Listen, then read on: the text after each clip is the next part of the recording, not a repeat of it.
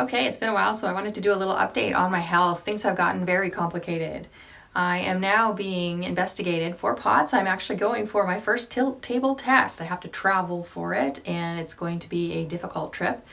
And I'm not really sure how that's all going to go because I will have to take a beta blocker to get myself going in the morning and make sure that I don't have a seizure or any kind of crazy POTS-like symptoms happen while I'm traveling, but at the same time we don't want to have that drug in my system while I'm doing the test, because that test will hopefully show if I'm having certain symptoms that would be POTS or something like it. I don't know that I have POTS. I'm not sure that I do.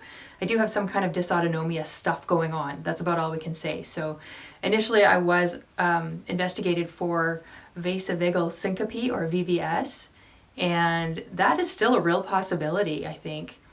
Even though I haven't passed out, I do have all of the other symptoms, and it seems to be very, very closely related to these seizures. They are seizures, they're not just syncope for sure. I think we can very clearly say that it's not syncope, and it's not PNES either. It's actual epileptic seizures, that they have all of the hallmarks of epileptic seizures. So even though I haven't had an EEG picking up anything, because I haven't had a seizure while taking an EEG, there are enough doctors who are actually calling it epilepsy that I think I can safely say that. Sadly, I wish I could say it was something else, but that's what they are saying.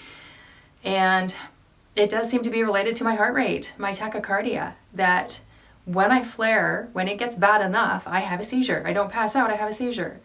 Sometimes it gets really bad and I don't have anything happen. I just feel really awful for a long time, and then it goes away eventually. And now I have the beta blockers that I take to try and keep my heart rate from getting too high. So I am taking a little bit of that most days, actually. And sometimes in the morning, sometimes in the afternoon or evening, depending on if I feel my heart rate starting to jump again, which it does. You know, it just randomly, suddenly goes really high, and it gets much worse if I sit up or stand up. So there's something weird going on there that they don't understand.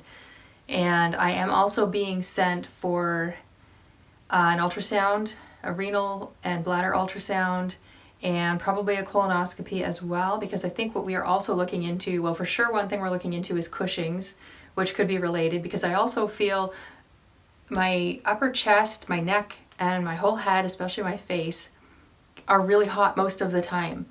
I'll have a little bit of a break, like right now it's actually not too bad, but often I'm very flushed. And I'm feeling really hot, and I just feel awful. It's awful. The rest of my body is usually pretty cool, but the top part is so hot, and then it doesn't go away. And then when I'm sleeping, it's there pretty much the whole body's really hot all night, which, you know, I'm at that age where that probably is a menopausal thing, but, and I'm sure that's related to what's going on, but the constant heat from here up and the flushing and everything is more likely to be something like Cushing's, or possibly a carcinoid tumor, which I am also probably being investigated for, and I think that's why the ultrasound. And I'm going to guess what I really am going to need is an MRI, maybe a CT scan, other things that are going to show small tumors if there are any. And if there are, I won't be surprised, because I have had enough of these symptoms. The more I look into them, I've had them for a really long time, so it's very likely I've had something happening inside of me for a very long time that has never been diagnosed because it wasn't presenting enough to be worthy of the tests. And I did have a doctor decades ago who actually did say, with what I was having, I had been having panic attacks out of nowhere for no stress reason. My life was fairly calm at that point, but it felt like there was something wrong physically, and there was just this blast of adrenaline. And I've had blasts of adrenaline through decades, often at night, but sometimes during the day. And he suggested that the next thing to do would be to start searching for small tumors in my body, which at that point I was out of town, and I saw a doctor out of town, and so I was kind of like, well, I mean, you can't do it because I need to go home. And I didn't really follow up on that because I didn't think that it was probably the issue, but I'm regretting that now. I wish that I had, because I was living in a larger city at the time and probably would have gotten better care.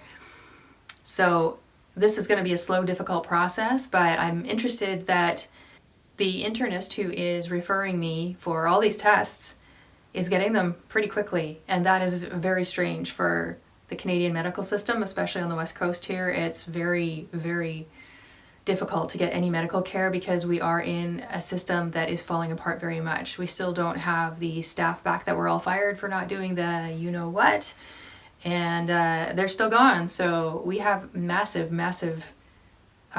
lack of staffing in all of the facilities, and they can't come back. They've gone on to other careers now because it's been so many years. And so even if they were hired back, most of them probably wouldn't come back at this point, and I don't blame them at all. But in the meantime, we are in a crisis situation where we are not getting the care that we need. I think I've mentioned in another video that I am still waiting for another follow-up EEG, and it looks like it's a total of about a 4-year wait list. And so for me, it would be closer to 3 years now because of how long ago it was ordered. But that's how long it takes just to get an EEG because we have no techs apparently, it sounds like, or maybe there's one who works part-time or something like that. There's just no chance of getting one. And of course other people are higher on the list because an EEG probably won't show anything, because if I'm stable, I'm not having a seizure, they're not going to see anything.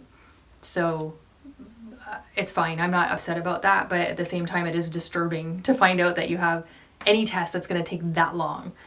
So with everything going on, I'm also dealing with digestive problems that have been happening for quite a while, and I mean, my whole life I've had digestive problems, so that could be something I've had for a very, very long time. I don't know, but we're at a point where I can see that they're related to the tachycardia. There's often times when I have bouts where I just don't feel right.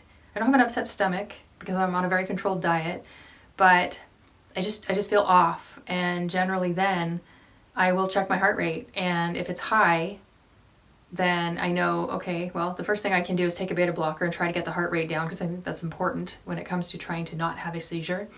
But then I find eventually I have to go to the bathroom. And after I've gone, I often feel much better, which means that there's something weird going on in there. And it's not painful or anything, but it's definitely not right. There's something wrong there. And that, again, can be related to vasovagal syncope, or could be related to Cushing's, or it could be related to a carcinoid tumor. There's lots of different possibilities, and there could be other things even that I don't even know yet, because we're just beginning to look into these things. And I am thankful that my specialist is trying to order tests to get some answers here, because I think most of the time doctors look at me like it's all in my head, and they just don't want to deal with it because it's too difficult, and they know that they're not going to be able to get any of the testing that I need because of where I live. I'm not in a big city, and they have to send me over to the big city to get it done, and that's very difficult. It's difficult for me to travel. It's very expensive, and in the end, I think most doctors just kind of feel like if this is where I am, then my patients are just generally not going to get better. I'll try to give them as many drugs to make them feel a little bit better as I can, but I'm not going to make them better. I think that's what they have to live with, and that's maybe why a lot of specialists don't stick around here for very long. They leave. I don't blame them, again, because that would be a horrible career to have a bunch of patients that you can't help. So everything is still a mystery. I'm thankful that I haven't had a seizure in 3 months now. That's a big deal. I'm very, very thankful for that. It's by the grace of God. And I am hoping and praying that I go for much longer without another seizure. And I have had several trips to Emerge because of the high heart rate. And not because of seizures, but because the heart rate was so high that they were afraid to even make me go upright. They wouldn't let me even walk out to the ambulance. They actually put me on a stretcher and brought me down the stairs and out to the ambulance because they saw how high my heart rate was. They didn't want it to get any higher and have any more problems. So, and especially because it turns out the kind of seizures that I have, when you group that together with a dysautonomia, I am probably in the highest risk category for SUDEP, which is sudden death from epilepsy, because it's more likely that my heart could stop when I'm seizing. So that, I think, is something that causes doctors to be a little more concerned and a little more diligent, because if they know that their lack of help is what led to the end of me, then they have to live with that. And I don't know how many other patients they have to live with that happening to as well or not, but their eyes tend to go very round when they see all of the symptoms and they hear about all the symptoms. Then they get very concerned and they tend to back away like, I don't know what to do here, this is not good. So I am thankful at least that we do have some who are more concerned and want to help me, And I definitely hope and pray that that works out to be a good thing, that they're willing to do whatever it takes to get me a diagnosis and get me the treatment I need. I mean, I'm kind of almost hoping that it is some kind of tumor situation, ideally not cancer, of course, but if it's something that could be removed and maybe it can actually be fixed to some degree at least, then that would be a great, great, wonderful mercy of God. But finding it could be the harder thing, because if it is these tumors, they can be really small and really hard to find, and you might have to wait until they've gotten a lot bigger or spread a lot more or that kind of thing, and that they're slow growing. They're not the kind of thing that do that. So this is all a big question for me right now, and I'm still researching when I can and trying not to spend too much time thinking about it, because that's not good for anybody to spend all your time thinking about your health. But I do have to also put in some effort to research, read papers, and I also talk to other people who are having the same kind of symptoms that I'm having, and it's interesting to read. Sometimes I was reading someone a while ago, and she just read off all of her symptoms of this incident she had. I'm like, that's me. That is me. It's exactly it. Like, what is this? Now, she didn't exactly know why that was happening to her either. There were some people who suggested it could be VVS. But definitely there's something weird going on there, and that is related to your heart rate getting really fast and having lots of arrhythmias and just not working right, basically. It's not the heart itself. It seems to be fine. I've had echoes and, several ultrasounds actually of my heart, and nothing is showing up. Everything seems to be fine. There's definitely rhythm issues. There's some things that are mixed up electrically in there, but there's nothing that at this point they would say could be treated by any reasons. So I'm just left with the beta blockers, and thankfully the only thing they do is they make me a little bit dizzy, and I'm taking a very low dose. So there are much worse symptoms that you can have, side effects. If you've seen my videos, I'm the queen of the side effects to the drugs. That's what I get. So I'm thankful they haven't been too bad, and they're not something that your body becomes dependent on, so I can take it as I need it, not necessarily have to live on it for the rest of my life, because let's try to get off these drugs if we can, please. So that's where I am at. There's a lot to learn still, and I've got several tests coming up in the coming weeks, and hoping and praying that we can find some answers and ideally a solution, something to help me actually be better other than just throwing more drugs at me, because I really don't want to take any more of them. At the same time, I am basically a shut-in. I'm not able to get out much. I'm extremely exhausted all the time. I only take the benzo at night because it does make you tired, but it may be a factor as to why my fatigue is even worse than it has been in the past, but also because I got a lot going on. There's adrenaline issues, there's the tachycardia issues, and just living life like this is very, very difficult. So I would really love to be a lot more functional. I'd love to be able to go out and do a lot more. I have so much passion to go out and witness, but I cannot get out and witness. So I try to do it on the phone when I can, but it's very limited how and when I can do that. And of course, I would love to be able to connect with other believers and spend a lot more time with them in their lives, and ministering to them and them ministering to me and all that great stuff. That would be wonderful. I'd love to be able to just go out and go shopping and get some errands done, but I can't do any of that either. So this is definitely a different kind of life than I ever expected I would have at this age. But I do trust the Lord that He will use this, and He is growing me spiritually in all sorts of ways, and I'm so thankful. I have so much more thankfulness to Him, and I feel so much closer to Him because He has done this to me. He has stripped away every sense of me being able to take care of myself. It's all Him, and that I'm even still here is all Him.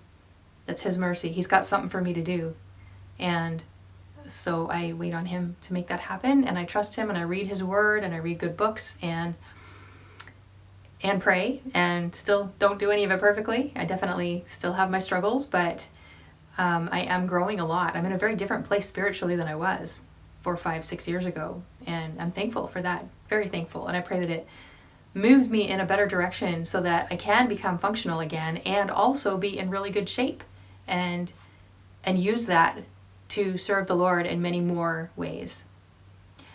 So if you have any ideas, please feel free to comment if you're familiar with my symptoms, because it's always great to talk to people who know about these kinds of things and just to get ideas at least. I'm not going to trust anyone to diagnose me or anything like that online, because that would be kind of funny, but at the same time, we are sometimes better at helping each other to solve our problems and to figure out what's going on than our doctors are, or at least better at figuring out what to test for so that we can actually get a real diagnosis and then maybe move forward.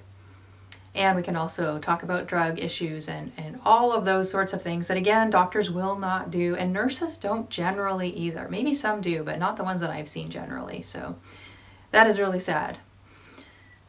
So we have online for now, at least, and here we are. I hope that this is helpful for some people, that they can relate and share your stories too. Would love to know about them. If you're making videos of your health stories and they're all a mystery, please do feel free to share them in the comments below, because I would love to, connect with other people who are going through this too. We're in this undiagnosed autoimmune something or other chronic illness situation that is not diagnosed.